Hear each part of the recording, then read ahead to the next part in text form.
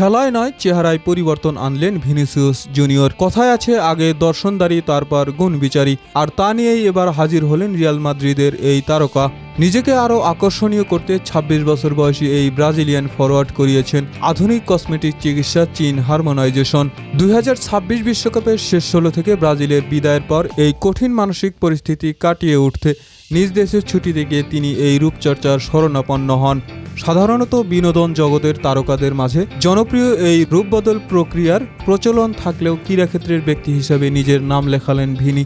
সম্পূর্ণ non surgical পদ্ধতিতে facial ফিলারের সাহায্যে তার থুতনি ও চোয়ালের গঠনে এই বিশেষ পরিবর্তন আনা হয়েছে।